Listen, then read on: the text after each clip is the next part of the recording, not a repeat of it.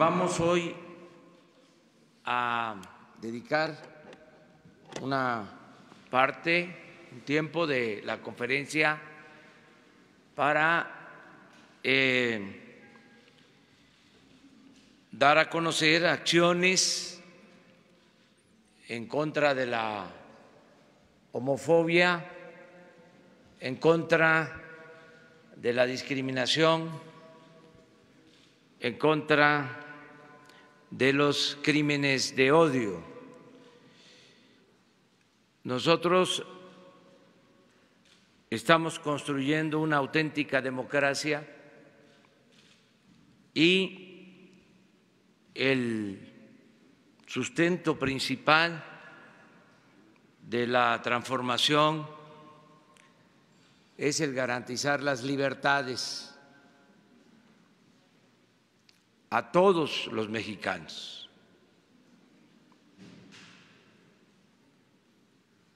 Es democracia, libertad y justicia. Por eso, en este día vamos a exponer a ustedes lo que el Gobierno de la República está haciendo en esta materia, en este tema para evitar la discriminación. Vamos a pedir que Alejandra Haas tome la palabra. Invitamos también a Genaro Lozano, un académico que exponga sobre el tema.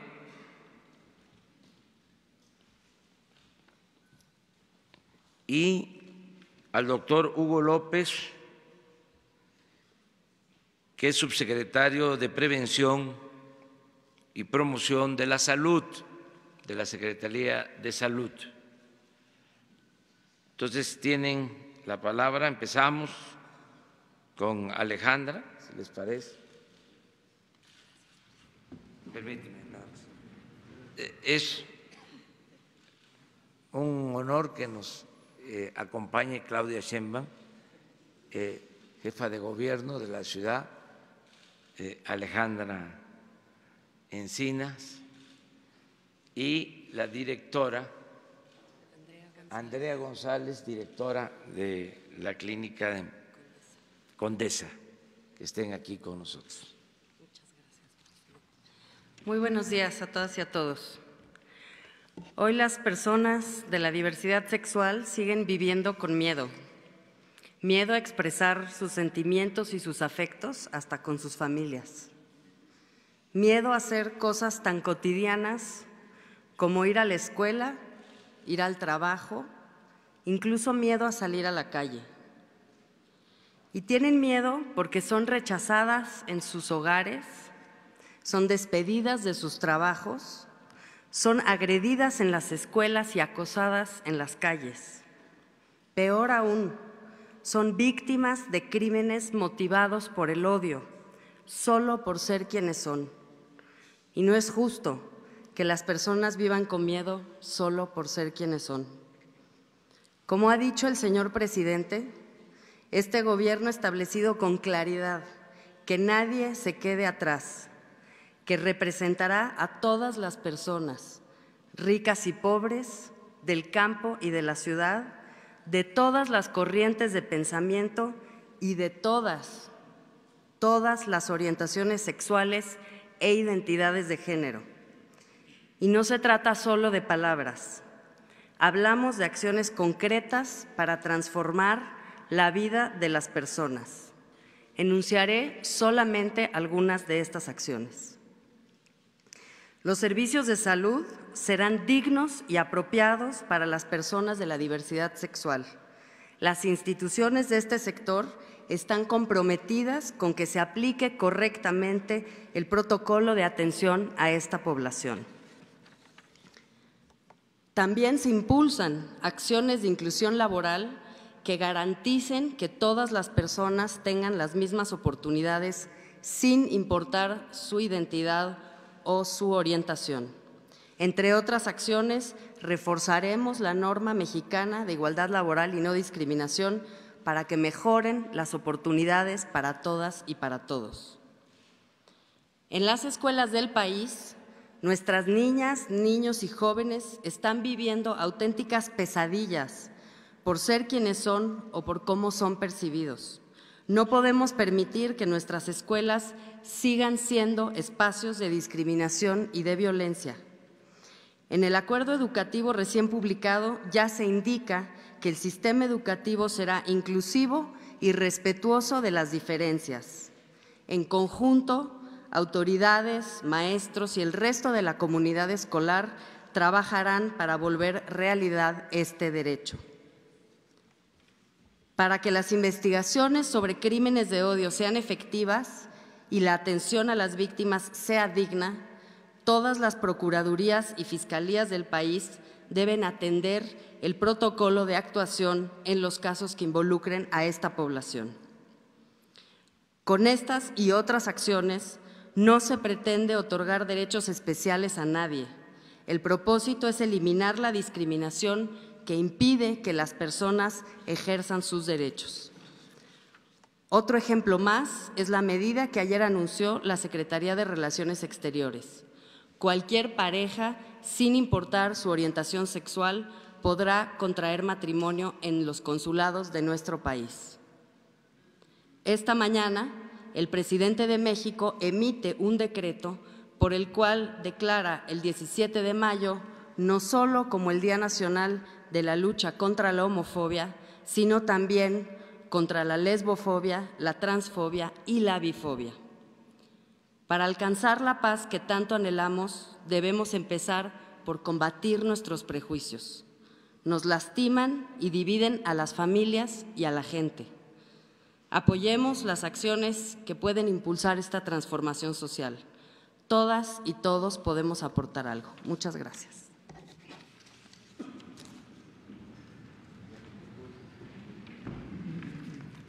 Muy buenos días a todas y a todos. Agradezco la invitación del presidente López Obrador para hablar sobre el 17 de mayo, fecha en la que se conmemora, en la que se celebra el Día Internacional contra la Homofobia, Bifobia y Transfobia.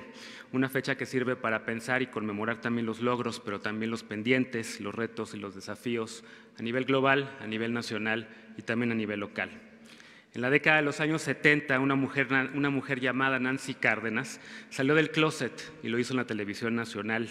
Y desafiante y valiente le dijo al periodista Jacobo Zabludovsky: estoy aquí porque soy lesbiana y porque quiero los mismos derechos para todos. La necia y formidable Nancy Cárdenas, como la llamara el escritor Carlos Monsiváis, es la madre del movimiento LGBT, lésbico, gay, bisexual y transmexicano. En esa década, en los años 70, no había un solo derecho para las poblaciones de la diversidad sexual. Por el contrario, lo que había era intimidación, acoso, bajo el pretexto de haber cometido faltas a la moral.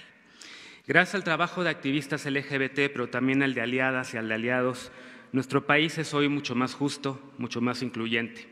Activistas LGBT pasaron pronto de lo lúdico y lo clandestino a lo político y lo público, y siguiendo el eco y el ejemplo de Nancy Cárdenas, salieron valientemente a las calles a protestar y a demandar derechos, a exigir dignidad y ciudadanía plena. Justo este 2019 se celebra ya el 41 aniversario de la Marcha del Orgullo aquí en la Ciudad de México. A mediados de los años 90, la irrupción del movimiento zapatista nos hizo voltear a vernos a todos a los ojos y entender las múltiples discriminaciones de los pueblos originarios y también, por supuesto, de la diversidad sexual. A partir del 2001, las feministas lésbicas tomaron la batuta y presentaron la primera iniciativa de ley para reconocer a las parejas del mismo sexo en México y en América Latina. 5 años después, en el 2006, las sociedades de convivencia pusieron al entonces Distrito Federal en la vanguardia de los derechos para las personas LGBT en todo el país. En 2009, el movimiento LGBT, la coalición Sociedad Unida por el Matrimonio Igualitario, impulsó y arropó la llamada Ley Razú y con ello avanzó el matrimonio igualitario en esta ciudad y la puso además en el radar del mundo entero. Desde entonces se ha desencadenado un lento pero constante efecto dominó en todo México. Tan solo esta semana, tan solo ayer, los congresos de los estados de Hidalgo y de San Luis Potosí aprobaron el matrimonio sin discriminación y en el Congreso de Chihuahua también se presentó una iniciativa. Esas legisladoras, esos legisladores entendieron que el amor es el amor. Ya son 18 los estados que permiten por la vía legislativa o por la vía judicial el matrimonio sin discriminación. 18 estados de 32, ya son la mayoría. El matrimonio igualitario es mayoría ya y debemos sentirnos muy orgullosas, muy orgullosos de los activistas, de legisladoras, de legisladores aliados y del Poder Judicial, también de nuestra Suprema Corte, que ha validado y exigido también estos derechos. Pero también hay que estar muy orgullosos de la gente, del pueblo. La más reciente encuesta nacional de discriminación que se presentó ayer, realizada por CONAPRED, indica ya que el 60% de la población mexicana apoya el matrimonio igualitario, 60% a favor, y entre los jóvenes de 18 a 30 años este número crece hasta 70%. Hace apenas 15 años esto parecía impensable. Esto ya cambió y es de celebrarse, pero no ha sido fácil. Lo mismo ocurre con la identidad de género. 6 estados del país tienen ya leyes que reconocen el derecho a la identidad para las personas trans. Falta todavía mucho por hacer, pero ayer justo una joven abogada, activista, indígena y mujer trans llamada Jessica Marjan detalló los retos para las poblaciones en la Secretaría de Gobernación a integrantes del Gabinete del Gobierno de México, que dicho sea de paso, es el gabinete más aliado en la lucha de los derechos humanos para las personas LGBT en la historia de este país. Hemos avanzado colectivamente mucho y celebramos colectivamente lo logrado hasta ahora, e incluso hay excelentes noticias, históricas noticias en el tema del VIH-Sida, que presentarán más adelante, pero el panorama dista de ser óptimo. Según la organización Letra S, 473 personas fueron asesinadas en el sexenio anterior, simplemente por ser gays, lesbianas o trans, y este año ya van 28. Apenas la semana pasada, a menos de 3 kilómetros de aquí, donde estamos, de Palacio Nacional, un restaurante llamado La Cañita fue atacado por sujetos con odio a las mujeres lesbianas, porque el odio mata. La ideología del odio que diseminan grupos antiderechos mata. La lesbofobia mata, la transfobia mata, la homofobia mata. Así de simple, así de fuerte, así de contundente. El gobierno que encabeza, presidente, el gobierno que encabeza Andrés Manuel, tiene que decirlo muy claro: no hay cuarta transformación posible sin las personas LGBT en México. Nuestro país no va a ser más justo, seguro e incluyente si seguimos discriminando, si seguimos diciendo que estos temas no importan, si seguimos pensando en consultas para los derechos humanos. México solamente será un país más justo e incluyente si se respeta el derecho de todas las personas a opinar, de la sociedad civil a colaborar de la mano del Gobierno de México, de los periodistas a realizar su trabajo sin intimidación y especialmente si se avanzan los derechos de las personas más vulnerables, de las personas indígenas, de jóvenes sin oportunidades, de personas trans, de personas con discapacidad, de adultos mayores, de personas que viven con VIH-Sida y de nuestros hermanos y hermanas migrantes que pasan por territorio mexicano. En todos estos grupos, en todas las familias, en todas las calles, en todos los partidos políticos ya hay al menos una persona LGBT. Estamos en todos lados, somos tus senadoras, somos tus pastores en iglesias cristianas incluyentes, somos tus nietos, somos tus hijas, somos tus hijos y no estamos enfermos. No hay nada que corregir, somos personas, somos mexicanas, somos mexicanos igual que tú. En el 2010, Felipe Calderón le abrió la puerta a la homofobia del Estado al cambiarle el nombre al día que hoy celebramos y combatir el avance del matrimonio igualitario. Y lamentablemente el Partido Acción Nacional ha votado mayoritariamente en contra de los derechos de las personas. En 2016 el presidente Peña Nieto cambió esta postura, le abrió la puerta a los pinos, a la diversidad sexual, decretó el primer Día Nacional contra la Homofobia en nuestro país, presentó un paquete de iniciativas en la materia, pero su partido, el PRI, lo dejó solo, le dio la espalda. Hoy se acaba de decretar el 17 de mayo como el primer Día Nacional contra la Homofobia, Lesbofobia, Bifobia, Transfobia, tal y como debe llamarse. La puerta abierta se ha ensanchado y no debe cerrarse, mucho menos en un gobierno de izquierda que lucha por la justicia social, mucho menos cuando la historia de los avances de la diversidad sexual ha ido acompañada de los distintos partidos socialdemócratas y los de izquierdas que han existido en México. Y hay que decirlo, Morena, hoy ha votado a favor de todas las iniciativas de matrimonio igualitario y de identidad de género que se han presentado, y lo ha hecho con el apoyo de muchos otros partidos, del PRD, del PT, del Movimiento Ciudadano y en algunos casos del PRI, Partido Verde y Nueva Alianza. México no será un país más libre, más justo y más equitativo sin la diversidad sexual. México no será un país menos desigual hasta que la dignidad de todas las personas, incluidas las LGBT, se haga costumbre. Porque solamente la inclusión y la verdad nos harán libres.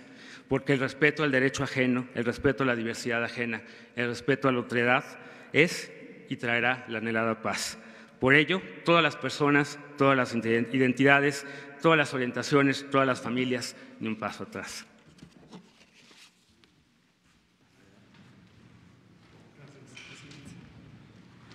Muy buen día tengan todas y todos. La discriminación mata. Es un grave determinante de los problemas de salud porque restringe el acceso efectivo a los derechos a la protección de la salud, al acceso oportuno y al acceso de calidad. Daña, por tanto, a los individuos, tanto como a la sociedad. Es por eso que en este Gobierno el compromiso indeclinable con el derecho a la protección de la salud nos lleva a luchar contra la discriminación y a buscar un acceso igualitario, incluyente, a los servicios de salud en todas sus dimensiones. La buena noticia que ya se anunciaba tiene que ver con la manera más efectiva de alcanzar los servicios de salud, específicamente para las personas que viven con VIH. En días recientes hemos tenido la inquietud de cómo podríamos combinar dos objetivos fundamentales. El primero y superior, garantizar el derecho a la salud para las personas que viven con VIH. Y el segundo, no menos relevante, que es proteger el interés público de los intereses privados que han llevado a México a ser el país de América Latina que paga los más altos costos del tratamiento antirretroviral. Con la ayuda de expertos clínicos de probada integridad, calidad y experiencia, y de organizaciones sociales también íntegras, combativas, consecuentes, hemos tenido la propuesta de un nuevo paradigma para el manejo del VIH en México. Este nuevo paradigma nos permitió una ágil e inteligente combinación de optimización médica de los tratamientos con una mejor capacidad de negociación que ha permitido proteger el interés público. En ello quiero agradecer la muy dedicada colaboración de la Ciudad de México, del Gobierno de la Ciudad de México y específicamente del Centro de Atención Integral del VIH de la ciudad, a cargo de la doctora Andrea González.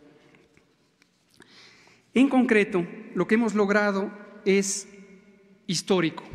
Será histórico conforme va a mejorar la calidad y oportunidad del tratamiento y el prolongar la vida con calidad de las personas que sufren con la epidemia de VIH. Pero también histórico en los ahorros. Hasta el momento hemos tenido ya un abasto continuo de los medicamentos que estaban pendientes y quiero dejar en claro que precisamente por la colaboración generosa del Gobierno de la Ciudad de México pudimos asegurar que en ningún momento se perdiera el abasto en las entidades federativas. Hoy hemos asignado más de 80% de las contrataciones de compra y hemos tenido un ahorro extraordinario, nunca antes visto en nuestro país, de 1.700 millones de pesos.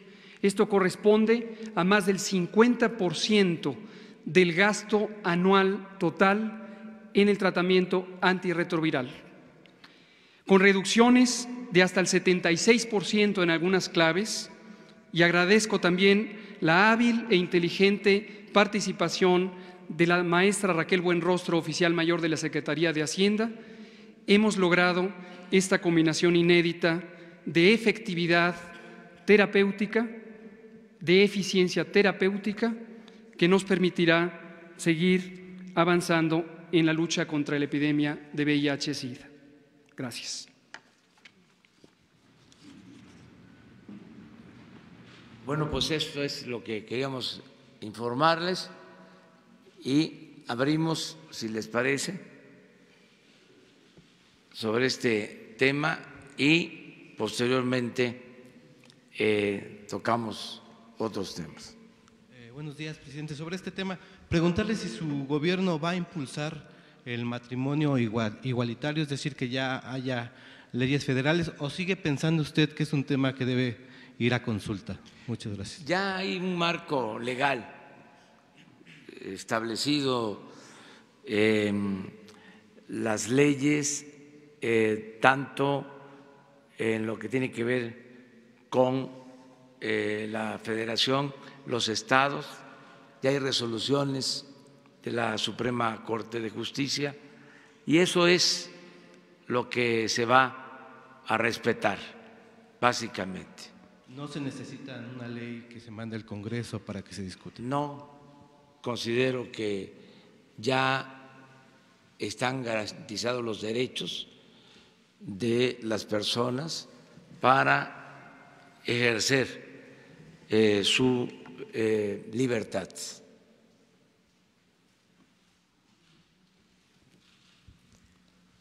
Gracias, buenos días, señor presidente. Alejandro Lelo de la Red. Preguntarle, presidente, ¿no existen las cartas que usted le envió al rey de España y al Papa, así como la que recibió del presidente Felipe Calderón?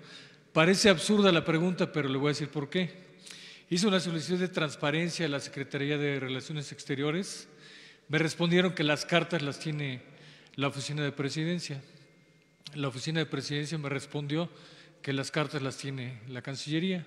Y sobre la carta que usted recibió del presidente Felipe Calderón, que nos lo contó aquí mismo el pasado 8 de abril, también me dice la Oficina de Presidencia de la República que son inexistentes. Preguntarle, presidente, ¿en verdad no existen estas cartas como lo responde la Oficina de Presidencia? ¿O hay alguna estrategia para no entregarlas o una estrategia dilatoria para entregar las cartas? Gracias, presidente. Bueno, miren, acerca de las cartas, yo di a conocer aquí que íbamos a esperar a que se asentaran las cosas, a que se serenaran los ánimos por la polémica que generó la carta al rey. Y en eso estamos. Hay elecciones todavía en España. Creo que a finales de este mes, ya a partir de ahí, para ser muy cuidadosos de las formas, vamos a dar a conocer la carta al rey. Por transparencia, perdón, presidente, ¿por qué no las entregan? ¿Por qué responde la presidencia que son inexistentes? Pues no sé, pero yo hago el compromiso con ustedes de darlas a conocer a principios de junio, si les parece. Es una cuestión de respeto, de diplomacia. Nosotros dimos a conocer las cartas, o mejor dicho, enviamos las cartas y de repente las filtraron. Cuidamos la forma y filtraron la carta. Entonces vamos ahora a dar a conocerla a principios del mes próximo, que pasen las elecciones. Acerca de la carta de Felipe Calderón, pues eso, mañana se las entregamos. El lunes, sí, es que ya es viernes. El lunes se las entregamos, ¿sí? Si les parece. Gracias. La otra muy breve, presidente. Ahora, ¿por qué no tuvimos invitados para esta conmemoración siempre ha habido el Día de las Madres, el Día del Niño, etcétera, y hoy no, tuvimos invitados, no aquí en primera fila. A ver, pásenle acá. No era pregunta. Gracias, presidente. No, sin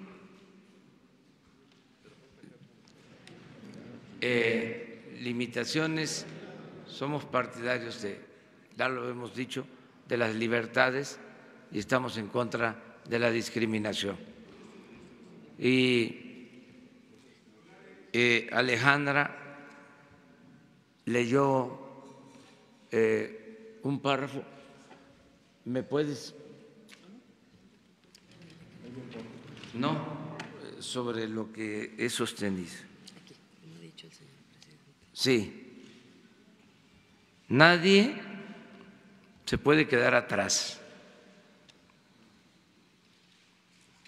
Vamos a representar a todas las personas, a ricos y pobres,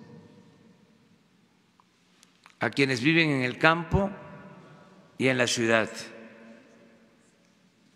de todas las clases, de todos los sectores, de todas las religiones, a libres pensadores, agnósticos, ateos, de todas las corrientes de pensamiento y de todas las orientaciones sexuales e identidades de género. Este es un gobierno que representa a todas y a todos los mexicanos. Por eso, este día se trata este asunto que tiene que ver con las libertades y con no permitir la discriminación, independientemente de la forma de pensar de cada quien. Tenemos que ser respetuosos de las libertades. No es un asunto de tolerancia, es un asunto de respeto a las libertades.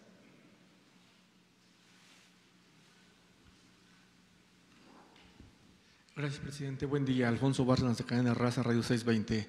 Preguntarle sobre el tema educativo, ahorita aprovechando la presencia de la jefa de gobierno, la doctora Claudia Sheinbaum, en torno a que se había anunciado el programa de comida caliente en los planteles educativos de primaria y secundaria. Sin embargo, presidente, hay algunos planteles, y usted le había comentado que todos los niños tienen derecho a la educación y a la alimentación, hay unos planteles de tiempo completo que aún se resisten a dejar los comedores.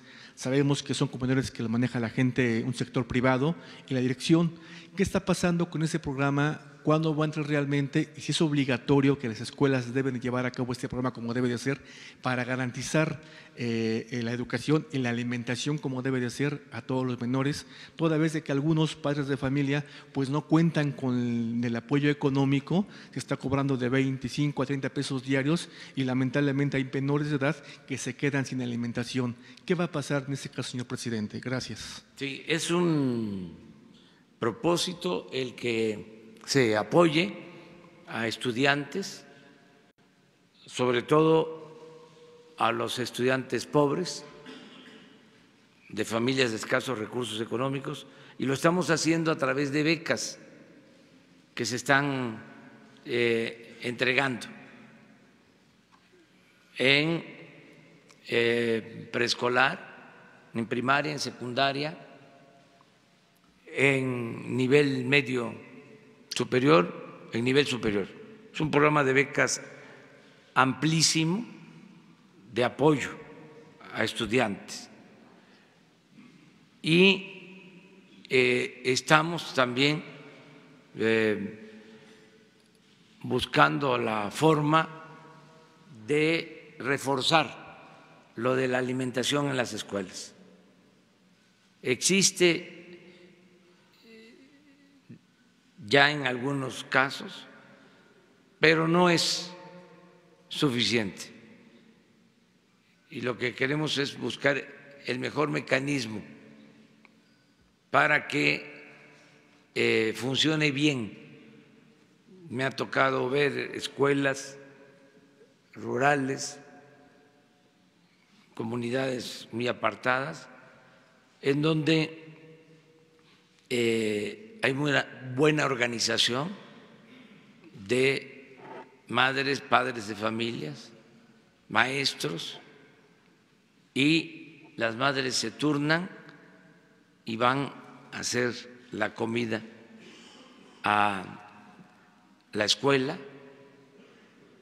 El gobierno da los recursos para los alimentos y es un sistema que funciona bien en la práctica. Eso es lo que queremos,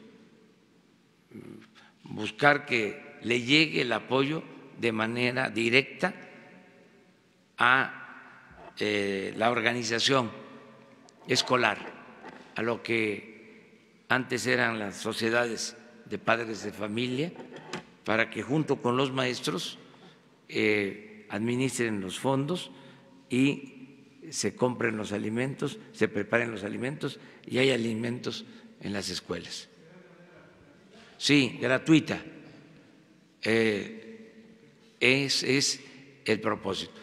Vamos poco a poco en esto, pero el gobierno va a garantizar el derecho a la educación a todos y no va a importar la condición económica o social de los padres. Ese es un compromiso.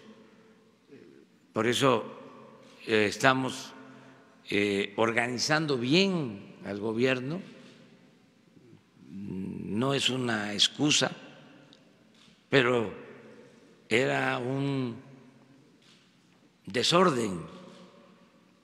Ayer hablaba yo de que la política, entre otras cosas, es poner orden en el caos. Lo que imperaba, lo que prevalecía era la corrupción, el saqueo. Entonces, estamos poniendo orden y esto nos va a permitir pues tener presupuesto suficiente para atender las necesidades básicas. Lo de los medicamentos es un ejemplo de cómo se repagaban los medicamentos. Se constituyó la venta de medicamentos en una de las industrias más lucrativas de México en los últimos tiempos por la corrupción. Entonces, al terminar con todo eso, pues se va a poder ayudar muchísimo más a la gente, va a rendir más el presupuesto.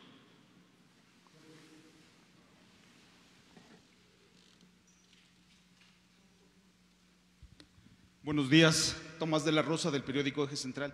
Señor presidente, hace un par de días comentó sobre la inversión extranjera directa, 10,000 millones de dólares, que es más que el primer trimestre del año 2018, pero me gustaría saber si tiene el dato de cuánta de esa inversión es inversión nueva, porque en el primer trimestre del año pasado fue solamente 14% la inversión nueva. Y sobre Pemex, señor presidente, se anunció el refinanciamiento de 2.500 millones de dólares, pero eso es solamente el 2.3% de los 106.502 millones de dólares que tiene Pemex al 31 de marzo. Y no sé si estaría buscando Hacienda o Pemex una mayor reestructura, porque no sé si sabe usted, señor presidente, pero Pemex paga diario 23.6 millones de dólares de puros intereses. Ojalá nos pudiera comentar. Y un poquito también, la cuestión de Mexicana de Aviación, señor presidente, está ahí. Y me recuerdo que usted en campaña había comentado, había prometido que los iba a revisar el caso para apoyarlos. Hoy en día ya van, creo que 150 trabajadores de Mexicana que han fallecido y no tienen un peso para su liquidación. Gracias, señor presidente. Bueno, acerca de esto último, nosotros estamos esperando que se decida sobre los juicios que existen. El compromiso que hice fue el de no intervenir y mucho menos actuar en contra de los trabajadores. Y estoy cumpliendo con eso, esperando que el Poder Judicial resuelva.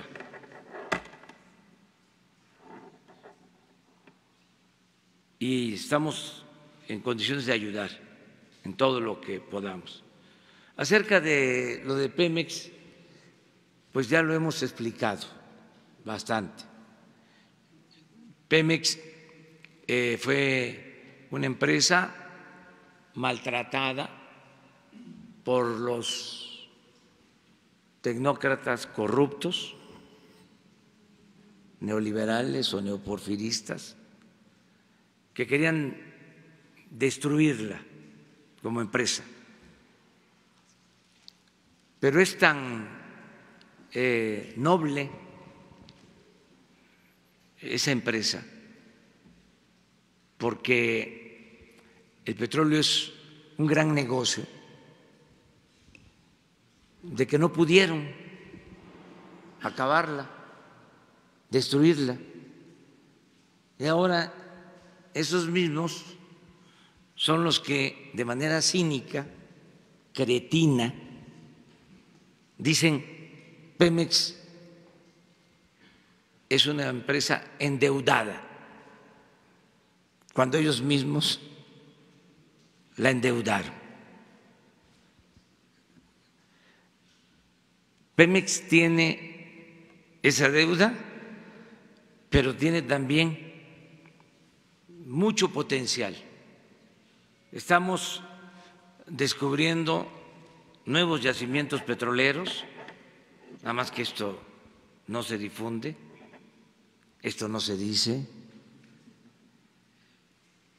y vamos a producir mucho petróleo. Vamos a recuperar la capacidad productiva de Pemex. Y sí, Pemex tiene una deuda de un poco más de 100,000 millones de dólares, 107,000 millones de dólares aproximadamente, que por cierto no ha crecido esa deuda en lo que llevamos, ni va a crecer. 1.3. No. Según datos de Pemex. No hay incremento de deuda en términos reales.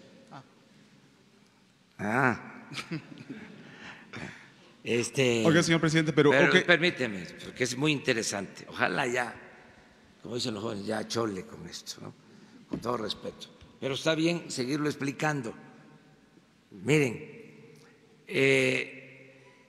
Pemex tiene esa deuda que se contrajo en los gobiernos anteriores, cuando no se debió endeudar a Pemex. Como se padece de amnesia, hay que estar recordando de que con Fox y con Calderón se recibieron dinero, se recibieron fondos, se recibió dinero por la venta de petróleo al extranjero como nunca en la historia. Raudales de dinero. Y todo se fue por el caño de la corrupción o se utilizó para financiar el gasto burocrático. También saben para qué, para condonar impuestos a sus allegados. Entonces, no se debió endeudar a Pemex como se hizo. Pero nosotros estamos optimistas porque Pemex produce mucho, es la empresa más rentable de México y es una de las empresas más rentables del mundo, por una razón sencilla: no se le paga renta a la naturaleza. Extraer un barril de petróleo cuesta $10 y se vende en $60. Son $50 de ganancia por barril. Por eso sopilotean tanto, porque es un gran negocio. Entonces, bien administrado, vamos a salir adelante con Pemex, no vamos a tener ningún problema y vamos a cumplir con todos los compromisos sin utilizar fondos de estabilización, sin solicitar deuda. Estamos haciendo un esfuerzo de ahorrar para rescatar a Pemex, que es una empresa fundamental de la nación, y lo vamos a hacer. ¿Por qué no reestructurar, señor presidente, más deuda? Digo, 23.6 millones de dólares diarios de pago de intereses es muchísimo. Nosotros vamos a tener cada vez menos deuda, se van a pagar menos intereses. Acabamos de hacer una operación, la voy a volver a explicar. No, fueron 2.3% de la deuda que se reestructuró. Hasta 8,000 millones de dólares tenemos disponible. Pero en el caso de reestructura. Que se necesitara, pero no lo requerimos. Es por si las moscas, ahí está. Pero miren lo que se logró: un fondo que estaba pactado a 3 años se amplía a 5.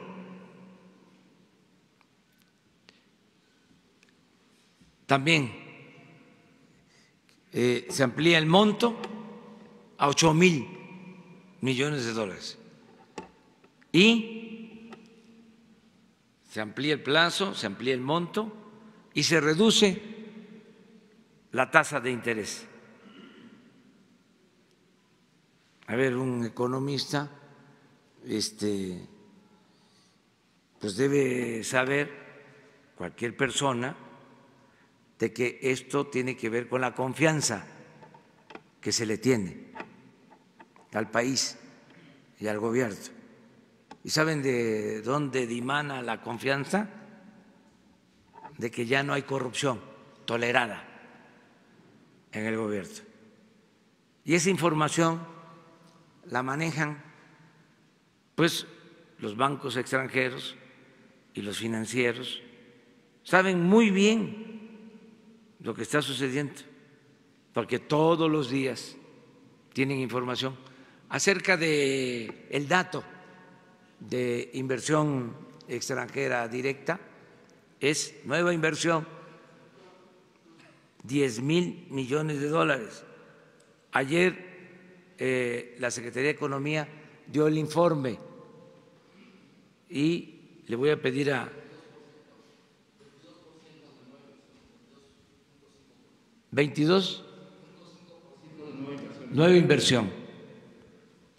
22.5 de nueva inversión, incremento de inversión con relación al mismo trimestre del año pasado. ¿Cuál es su meta para 2019 de inversión extranjera directa, señor presidente? 7% de aumento. Pues es cosa de proyectar.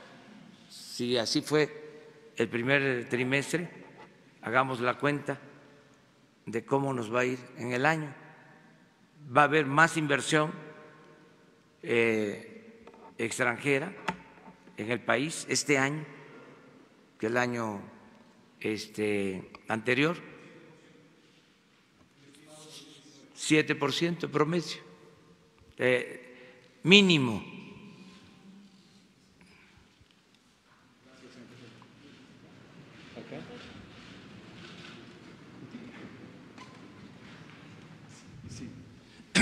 Buenos días, señor presidente. Jaime Hernández, del periódico digital Bajo Palabra. Retomando el tema que usted comentó hace un momento sobre apoyar con alimentos a la niñez de la educación básica en el país. El fenómeno de la obesidad es un hábito que viene afectando a gran parte de la población, no solo de la niñez, sino adulta. Aquí viene la pregunta. El sector educativo, las escuelas y los padres de familias, creo que no hay que dejarlos solos. Habría que orientarlos a través de quizás del sector salud para privilegiar la orientación alimenticia de la niñez en el país. Sí, es fundamental. Todo lo que se haga para prevenir da resultados. En el caso de la medicina está demostrado que lo mejor es lo preventivo, mejor que la medicina curativa. Y esto tiene que ver con alimentación, tiene que ver con la educación para la salud, tiene que ver pues con la orientación nutricional, tiene que ver con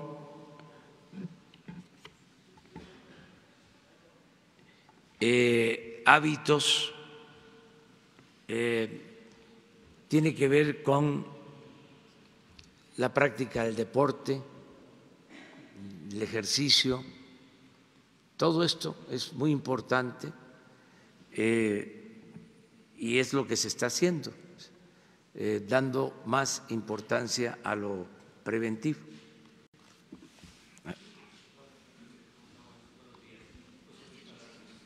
De Página Ciudadana, después de varios años volverlo a ver.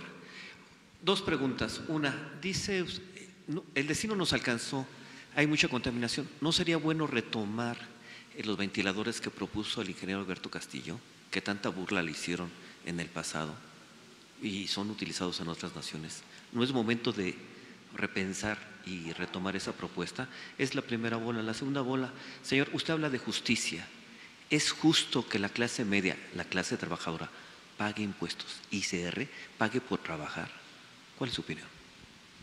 Mire, Claudia tiene que irse, pero a mí me gustaría que antes de irse que contestara a la primera pregunta. Gracias, presidente. Buenos días. Es una alternativa que se ha estudiado mucho, no es una alternativa viable. En realidad, para reducir la contaminación, pues hay que ir a las fuentes de la contaminación. En el caso de la zona metropolitana tiene que ver con vehículos, tiene que ver con industria y recientemente por las elevadas temperaturas, los incendios agroforestales, etcétera. Entonces, ahí es donde hay que ir para reducir emisiones. Sí, por el momento inclusive le tocó a Alejandro también revisarlo y no es un proyecto viable. Gracias. Pues ahora sí. Ahora sí ya, me despido. Sí. Se queda Andrea González. Está muy bien. Bueno,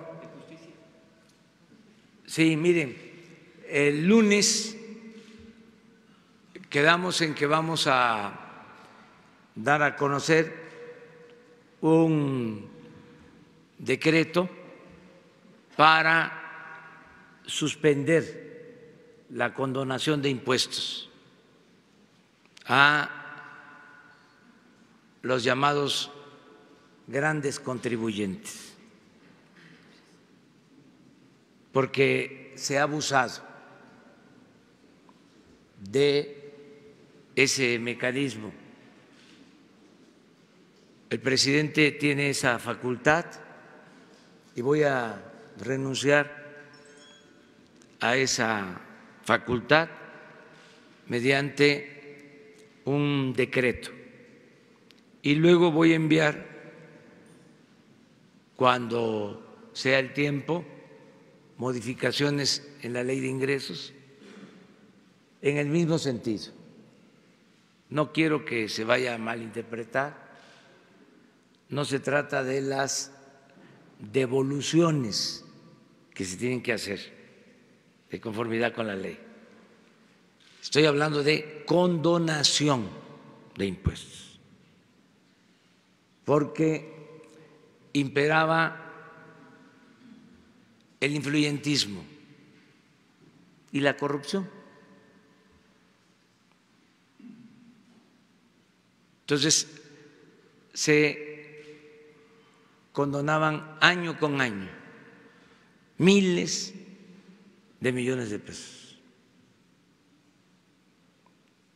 al grado de que habían grandes contribuyentes que no pagaban impuestos.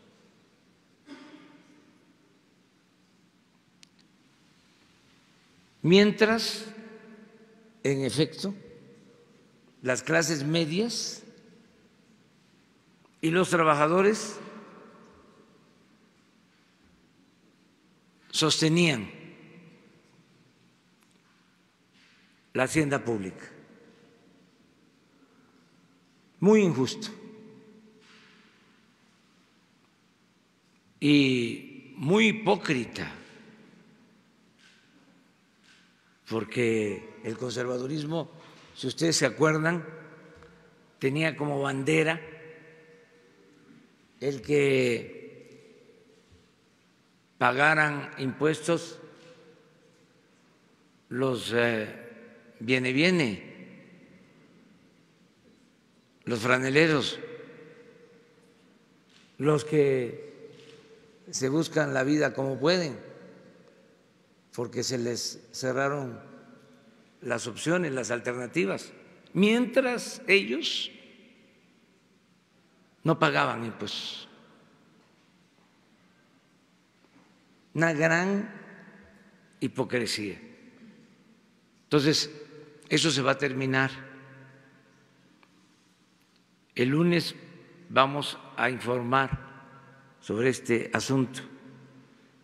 Es parte también de los cambios. No es modificar el marco legal, no es ninguna reforma fiscal. No estoy incumpliendo el compromiso de no cambiar leyes fiscales. Dije, no van a aumentar los impuestos, no van a haber impuestos nuevos. Eso se cumple. Es nada más terminar con privilegios, que se termine con estas prácticas. Y me ayuda mucho, porque ya sí,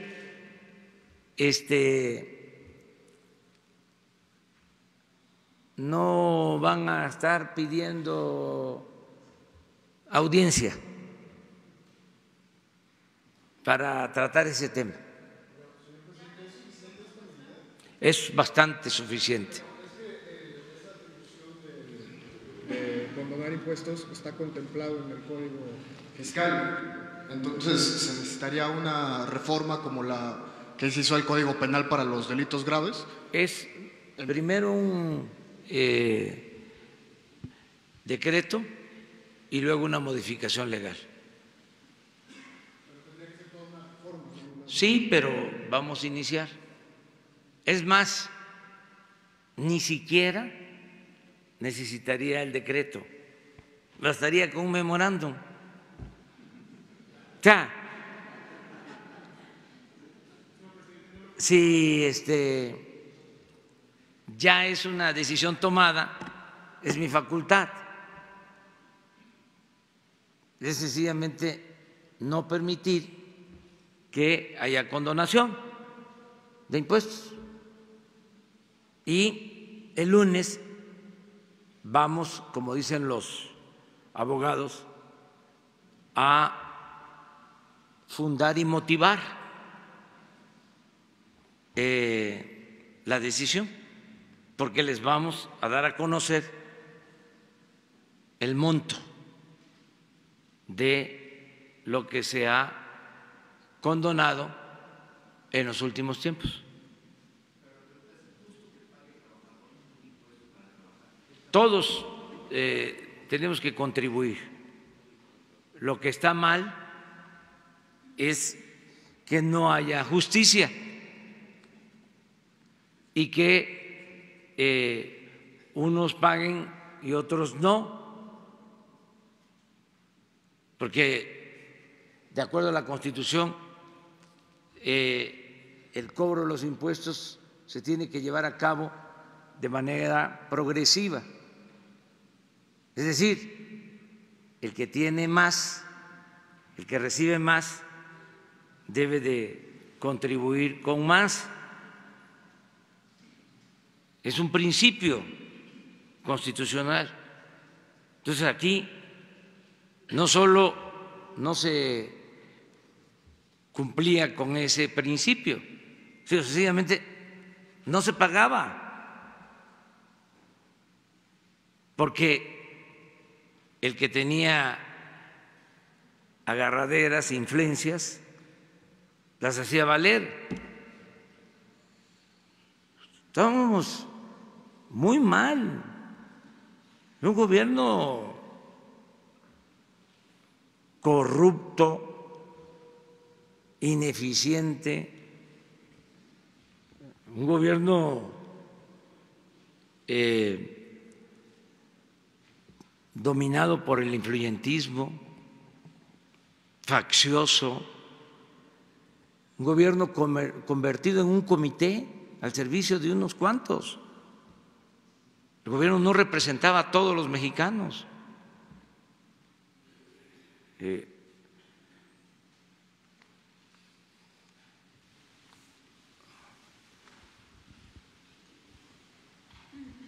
Presidente, buenos días. David Pérez de Tejada, de Informe 24. Con el tema de hoy, en esta lucha por la igualdad de personas del mismo sexo, ¿se contempla ya algo sobre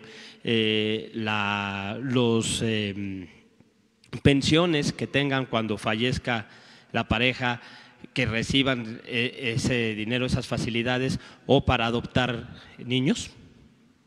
Eso está en proceso, eso pues es la misma sociedad y las autoridades correspondientes las que van a decidir. Es un proceso, pero lo importante es que se vaya avanzando para el ejercicio pleno de las libertades y que no haya discriminación. Una compañera. Gracias, buenos días. Rocío Méndez, de Noticias MBS. ¿Qué pasó, señor presidente? ¿Aumentó el desempleo de 3.1 a 3.4? ¿Cuál es el diagnóstico que usted recibió? ¿Qué se hará al respecto? Y también nos gustaría pedirle tanto a la señora Haas como al subsecretario Encinas que nos expliquen qué acciones van a tomar al respecto de los crímenes de odio después de los datos que se dieron a conocer que continúan estas agresiones, sumando 28 homicidios en lo que va de esta administración. Gracias. Sí, mire. Acerca de lo del desempleo, yo tengo información que hay más oportunidades de trabajo en la actualidad. No se mide porque no todo lo está registrando el Seguro Social. Por ejemplo, hay 500,000 sembradores que están ya contratados.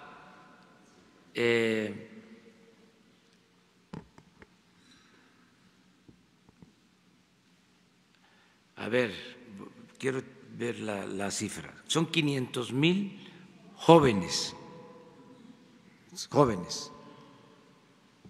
que están en el programa de Jóvenes Construyendo el Futuro. 500,000.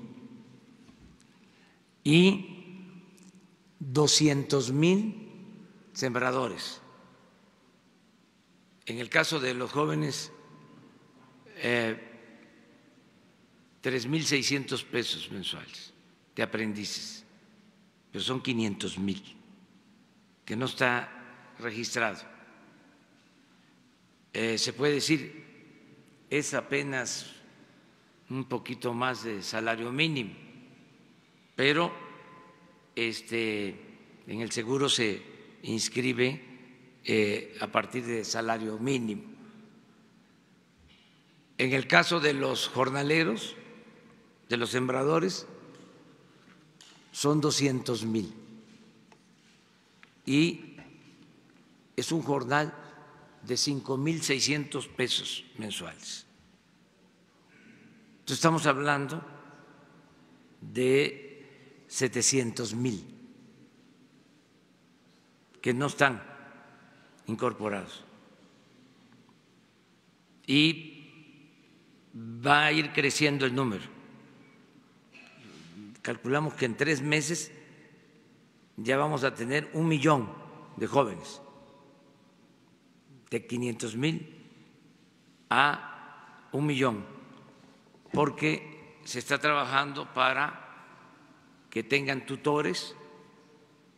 Ya se hizo el censo, hay más solicitantes, pero se está enlazando al tutor con el joven aprendiz. En el caso de los sembradores, sí ya están completos. Este año son 200,000, el año próximo son otros 200,000, van a ser 400,000 para sembrar 1 millón de hectáreas de árboles maderables y frutales.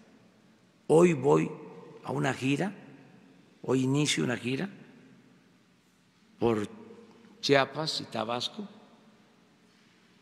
para evaluar este programa. Solo en Chiapas son 80,000 sembradores. Entonces, todo esto no se registra en las cifras de desempleo, pero vamos bien. Yo no me atrevería a decirles mentiras, a decir vamos bien si no fuese cierto. Lo que pasa es que nuestros adversarios se frotan las manos pensando que nos va a ir mal y pues se van a quedar con las ganas, porque nos está yendo bien, afortunadamente. Vamos bien y de buenas. El día 1 de julio voy a informar al pueblo de México a detalle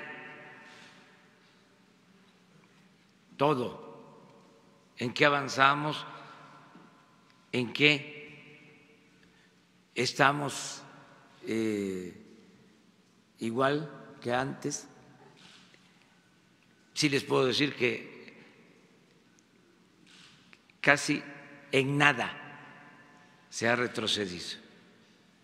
Todo ha sido avance. 1 de julio. 1 de julio. ¿Por qué? Porque vamos a cumplir 1 año del triunfo. Y vamos a hacer un informe a detalle sobre esto. Pero vamos a pedirle a Alejandro que conteste. Sí, de manera muy puntual, el gobierno mexicano está impulsando un programa no solamente para atender las manifestaciones de este conflicto que representan lamentablemente los crímenes de odio contra la mujer. Se trata, por supuesto, de enfrentarlos con mucha firmeza desde el ámbito de la Fiscalía General y las Fiscalías de los estados para que no haya impunidad. Pero es un problema que requiere una atención integral mucho más amplia. Estamos hablando que en estos momentos el 20% de los delitos de la incidencia delictiva en el país se da dentro del hogar. Es la violencia familiar asociada también a la discriminación de sus propios miembros. Por eso lo que ha presentado aquí la presidenta del Consejo Nacional contra la Discriminación, Alejandra Haas, habla de 5 acciones muy puntuales, la primera vinculada con el tarea de las fiscalías, pero que van al fondo del asunto. Cambios sustantivos en los programas de estudio, con la atención de la Secretaría de Educación Pública para enfrentar los problemas de discriminación, en donde no solamente son los temas de homofobia, sino también de discriminación contra la mujer. Las acciones de la Secretaría de Salud para evitar la discriminación en la prestación de los servicios en los servicios de salud pública. Las tareas de la Secretaría del Trabajo para que nadie sea discriminado y se le impide el acceso al trabajo por su condición de género o su preferencia sexual. E incluso el cómo la Secretaría de Relaciones Exteriores va a facilitar el matrimonio igualitario en los consulados de México en todo el mundo. Pero hay otras acciones que se están llevando adelante. Por ejemplo, el Consejo Nacional de Población, aquí está quien lo encabeza, su secretario general Carlos Echarri, pondrá énfasis particular en desarrollar nuevas tareas, nuevos programas que permitan enfrentar las causas de origen de los problemas, evitar el embarazo temprano de niñas y jóvenes menores de edad, dar una visión distinta de los viejos esquemas de planificación familiar para avanzar en los programas de salud sexual y reproductiva, e incluso en el Registro Nacional de Población estamos avanzando en otorgar el derecho a la identidad de las personas transgénero. Creo que son temas muy importantes que se fortalecerán con la acción de la Comisión Nacional para Erradicar la Violencia contra las Mujeres, en donde un tema fundamental va a ser la violencia contra las mujeres transgénero. Por eso es que son las principales víctimas de feminicidio, lesbianas, mujeres transgénero, que como lo dijo aquí Genaro Lozano en su presentación, hay hechos recientes aquí en la Ciudad de México que tenemos que frenar y combatir. Adelante. Buenos días, Montserrat Sánchez de Reporte Índigo. Serían para el subsecretario Alejandro Encinas. El día de ayer mataron a Francisco Romero, periodista en Quintana Roo. Es el 5º periodista según artículo 19. Contaba con el mecanismo de protección. ¿Se harán nuevamente modificaciones o qué procederá tras el asesinato de este periodista? Y en segundo lugar, si me permite, el día martes que presentó el informe sobre fosas, Sonora es el segundo estado con más fosas y justamente es de los 3 estados que no cuentan con una comisión local de búsqueda. ¿Cuándo se instalará esta en este estado? Gracias. Con mucho gusto. Sí, efectivamente, lamentablemente ayer se registró el homicidio de Francisco Romero Díaz, quien era reportero del periódico de Quintana Roo y de otros medios como le ocurrió aquí, que era un medio electrónico. Él estaba incorporado desde julio del 2018 en el mecanismo de protección con la mayor parte de las acciones que se otorgan, un programa muy severo de protección, donde incluso se estableció un domicilio para que radicara en la Ciudad de México, el cual él decidió dejar a un lado y regresar a vivir a Playa del Carmen. Por supuesto que estamos haciendo la investigación del caso asociada a la que se ha abierto por parte de la Fiscalía del Estado, tomando en consideración particularmente la declaración de su esposa, quien señala que efectivamente el mecanismo había venido cumpliendo con su responsabilidad y el personal de escolta lo estuvo acompañando hasta su casa ese día donde pernoctó y lamentablemente él salió sin haber dado aviso a nadie y sucedió este percance. Pero esto tendrá que desarrollarlo, sin lugar a dudas, la investigación de la Fiscalía, y estamos dando todo el apoyo a la familia, como también al personal del medio Quintana Roo hoy, con quien hemos estado en comunicación, particularmente responsable del mecanismo Aarón Mastache, desde la primera hora del día de ayer. Y por supuesto habrá que revisar la implementación de las medidas que se otorgan para la protección, donde sí tenemos que pedirles aquí a los beneficiarios de este programa pues que nos ayuden a cumplir con los parámetros de seguridad que se requieren para evitar este tipo de incidentes. Y en el caso de la Comisión Local de Búsqueda en Sonora, hemos ya establecido contacto con la gobernadora del Estado. Personalmente he hablado con ella y espero que en las próximas semanas quede resuelto. Va avanzando muy bien la conformación de las comisiones locales de búsqueda y esperemos ya tener la totalidad en las próximas semanas.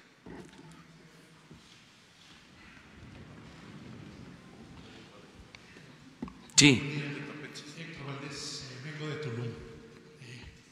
Desde ayer estoy aquí en la Ciudad de México y salí de Tulum desde el día 10 huyendo. El clima de terror que se vive en Quintana Roo, en Tulum sobre todo, es mucho, pero muy, muy grave. Yo he tenido denuncias, acercamientos con el mecanismo de control, de protección, con todo respeto le digo, en mi caso, desde hace años, han sido muy descuidados, con todo respeto. Ayer estuve también con ellos. Mientras yo estaba aquí, a las 6 de la mañana, tratando de averiguar la manera de entrar, me enteré de que mataron a Francisco, que era mi amigo, pero ya han matado a 2 amigos míos también, uno en Carrillo Puerto, en julio, y en junio antes otro amigo también en Playa del Carmen. En esa zona es verdaderamente grave lo que ocurre y se lo digo de verdad en primera persona. Estoy amenazado de muerte, tuve que salir el día 10, dejar Tulum, dejar todo, esconderme en Chetumal y salir para la Ciudad de México desde anteayer. Hace 4 días llegué a Toluca primero y estoy aquí. Me pusieron bombas, me aventaron bombas molotov a mi casa en noviembre. Fui golpeado por la policía estatal a cargo de un personaje nefasto, Alberto Capella Ibarra. El señor pide respeto. Yo debería tenerlo también porque su policía me golpeó a culatazos.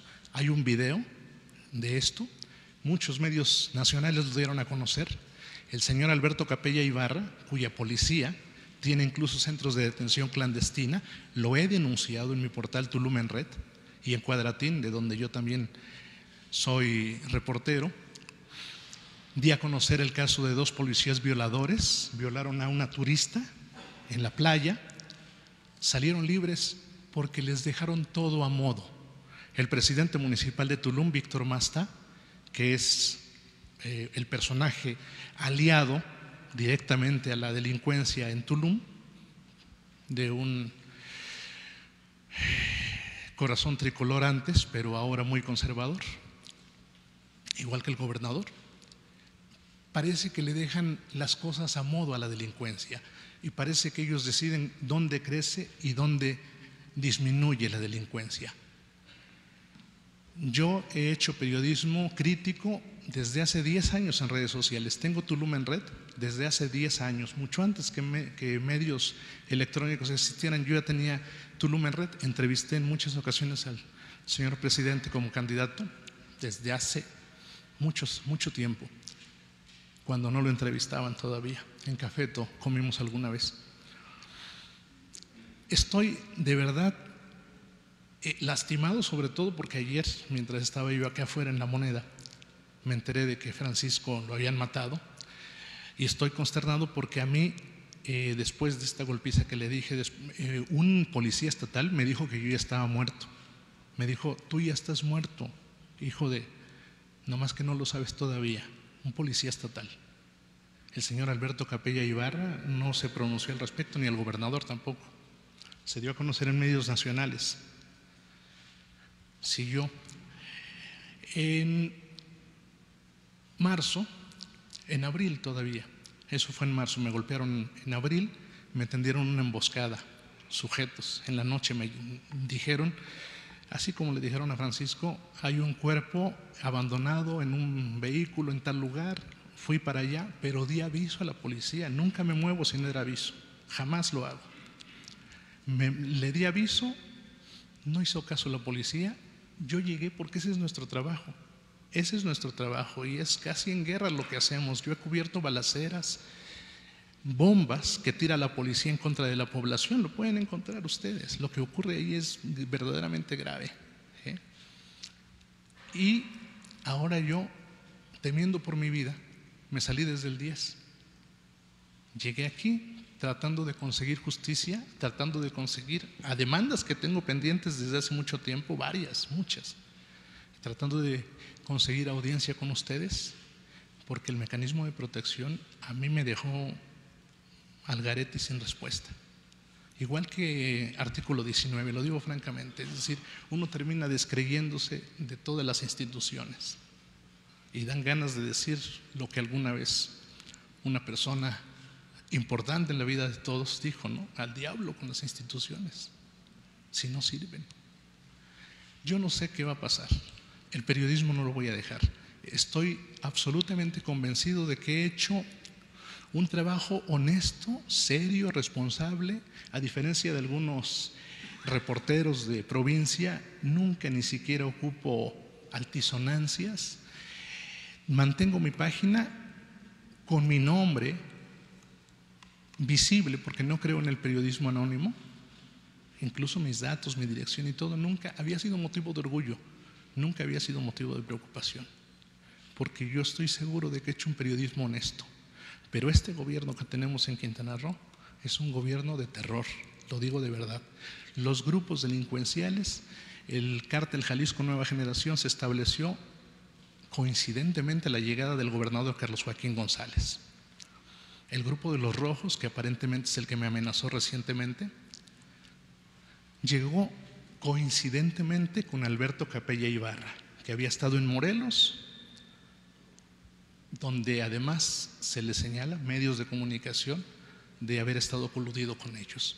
Yo no lo sé, no puedo asegurarlo. Lo que sí sé es que los vendedores de droga, ustedes no tienen idea de lo que pasa en Quintana Roo, lo que pasa en Tulum. En un tramo de esta pared aquella hay 20 dealers vendiendo a la vista de todos y preguntándole a cada persona que pasa si quiere algo para la fiesta.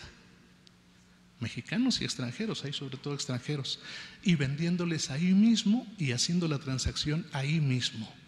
Pasa la policía estatal, lo mismo que la municipal, el mando único ahí, en ese lugar en Tulum, ha estado presente desde la administración actual de Víctor Masta, que por cierto es primo hermano de uno de los grupos delincuenciales más peligrosos en Tulum de los últimos 20 años, y que usó a un grupo también muy conocido como su equipo de seguridad en la campaña. Y la policía entonces pasa y saluda a los diles. A veces detiene a alguno y a la hora están de regreso ahí. Lo que está sucediendo de verdad es increíble. Pueden revisarlo en las páginas de Cuadratín o de Tulum en Red. Y les digo, yo he hecho un periodismo de verdad serio en lo que yo he podido, y les puedo decir con todo orgullo, yo reto al gobernador de Quintana Roo que demuestre que yo he recibido un solo peso en toda la historia de todos los gobiernos. Tengo amigos entrañables que son directores de comunicación social y los veo a la cara y les digo, jamás me diste un chayo, nunca. Alguno de ellos muy querido, intelectualmente muy inteligente, Salvador Montenegro, decía, ¿para qué te voy a dar chayo? Los chayos se les dan a los enemigos. Tú eres mi amigo, tú eres inteligente, tú eres capaz de decir las cosas bien, así que como tú no te metes en problemas. Pero eso era entonces, hace años. Las cosas ya cambiaron mucho y ahora el poder político se desvanece, se diluye la frontera que tiene con el poder delincuencial. En Tulum, en Quintana Roo, las cosas son gravísimas. En Playa del Carmen empezaron a disminuir los delitos y le hicieron una campaña terrible a la presidenta municipal de Solidaridad, Laura Benestein. Le hicieron una campaña enorme, empezó a disminuir. Ella empezó a meter incluso perros para detectar drogas, policías, empezó a inhibir la venta de drogas y lo que hicieron fue, con un decreto, quitarle la seguridad pública. En Tulum el mando único está, pero hay cientos, no es broma, cientos de vendedores de droga, 20 vendedores donde yo me siento a tomar café. Ahí están a la vista de todos. La policía pasa. Si uno da a conocer algo, la policía te amenaza de muerte, como en mi caso. Si cubro una balacera, que hay muchas, y las he cubierto, pueden revisar, te amenazan de muerte los delincuentes. ¿Dónde? ¿Dejar el periodismo? ¿Dejar de hacer lo que hacemos? A lo mejor lo tenga que dejar de hacer, pero no creo que sea justo por la impunidad que hay. Es una impunidad enorme, gigantesca, no tienen idea de lo que es. Y se los digo de corazón, ojalá que la justicia federal, ojalá que las acciones federales sean capaces de revertir algo que está pasando en Quintana Roo y en el resto del país también, en muchos lugares, pero en Quintana Roo está creciendo como nunca se había visto. Nunca jamás en toda la historia, ni en los gobiernos más oprobiosos, yo había visto esto. Nunca fui tan amenazado, y fui amenazado antes, y fui metido a la cárcel, pero nunca jamás había visto lo que estoy viviendo ahora, jamás, en toda la historia de Quintana Roo. Y el gobierno de Roberto Borge, que yo lo criticaba cuando todos lo aplaudían, los mismos que ahora están aplaudiendo al gobernador en turno, yo criticaba a Roberto Borge, ellos lo aplaudían también. Nunca recibí un peso, ni del gobierno municipal tampoco, pero a cambio el presidente municipal en su campaña dijo que lo único que tengo es un carro pagado a plazos, todavía lo terminé de pagar, 3 años. Fue capaz de decir frente a gente que me lo había comprado el PRI, cuando yo nunca he sido priista. Yo he sido, y lo dije en mis redes sociales, lo dice, yo soy peje zombie desde hace muchísimos años. Pero incluso se envenena el ambiente. Hay una cantidad de acciones que hace el poder, envenenan el ambiente, empiezan a sembrar, es un chayotero, recibe dinero del cacique aquel, recibe dinero de esto. Pero yo sobrevivo apenas. El periodismo es muy mal pagado, muy mal pagado.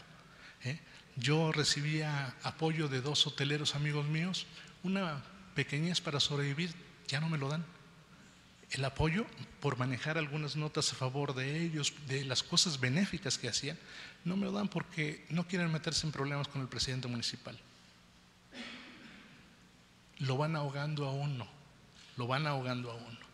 le terminan ahogando económicamente, empiezan a amenazarlo, empiezan a querer emboscarlo. A mí me quisieron emboscar, bombas en mi casa, amenazas de muerte todos los días.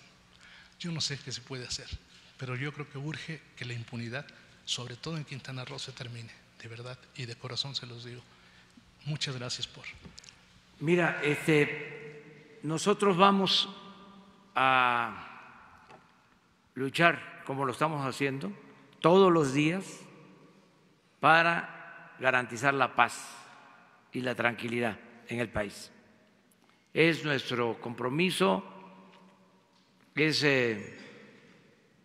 todo un desafío y estoy absolutamente seguro de que vamos a salir adelante, de que va a haber justicia y va a haber paz y va a haber tranquilidad en el país.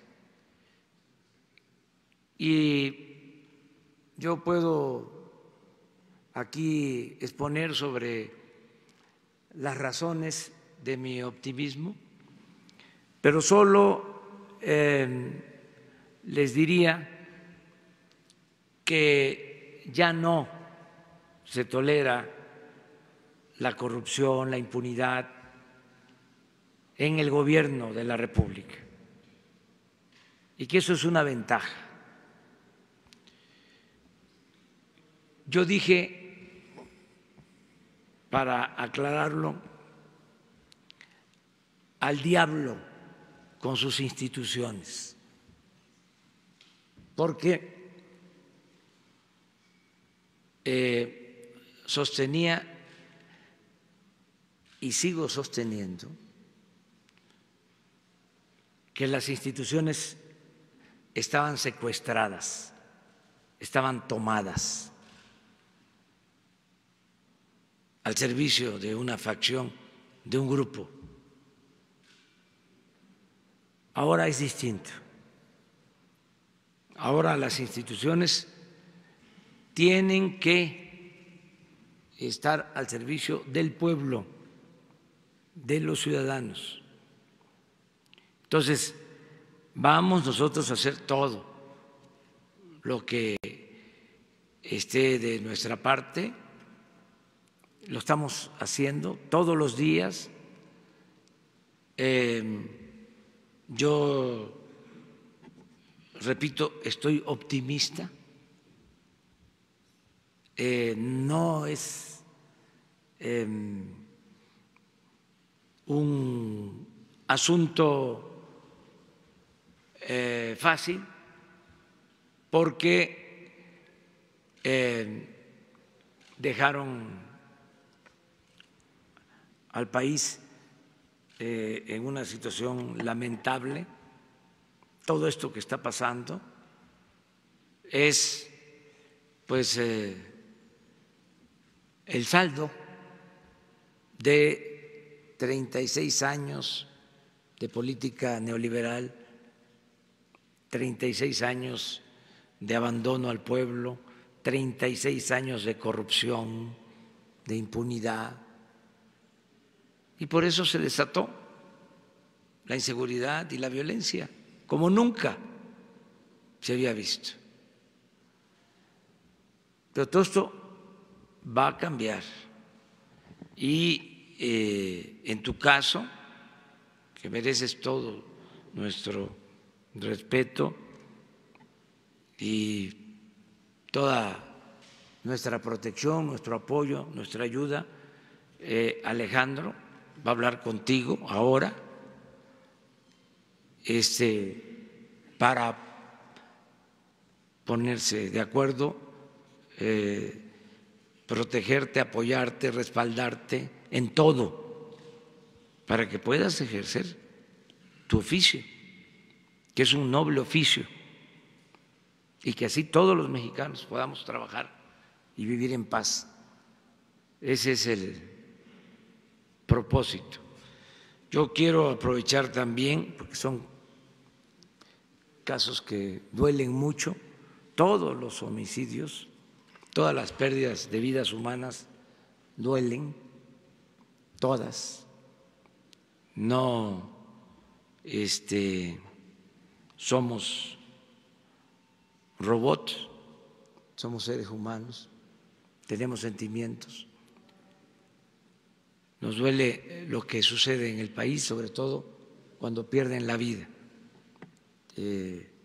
mexicanos, seres humanos. Y por eso quiero aprovechar para mandar un abrazo al diputado Marco Adame, que perdió a su hermano, también por la violencia que desgraciadamente prevalece en el país. Y a todos nuestros más sentidos pésames, y al mismo tiempo acompañado de ese pésame, de esa solidaridad, el compromiso sincero, serio, de que no vamos a dejar de atender este grave problema del país. Todos los días, desde muy temprano hasta muy tarde, estamos dedicados a atender los asuntos públicos y en particular lo que tiene que ver con la inseguridad y con la violencia. Estamos haciendo todo. No estamos viendo el problema por encima, no dándole importancia, lo estamos atendiendo como se merece un asunto de esta naturaleza y lo estoy haciendo personalmente y me están ayudando servidores públicos también comprometidos, me están ayudando los marinos, me están ayudando los militares, dos instituciones importantes, la Marina, la Secretaría de la Defensa, la Secretaría de Seguridad Pública, me está ayudando la Secretaría de Gobernación, me ayudan servidores públicos sensibles como los que están aquí, gente honesta como Alejandro, con buenos sentimientos, gente responsable, todos estamos trabajando unidos, juntos, para garantizar la paz y la tranquilidad y así vamos a continuar.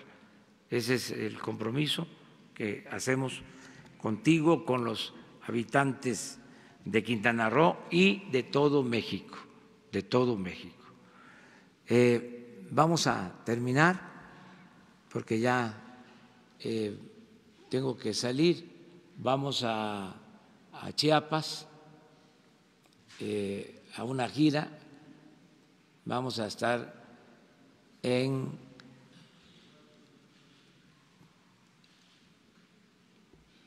Pichucalco, vamos a estar también en Palenque, Ocosingo, vamos a estar en el Plan Balancán, vamos a hacer una evaluación del programa Sembrando Vida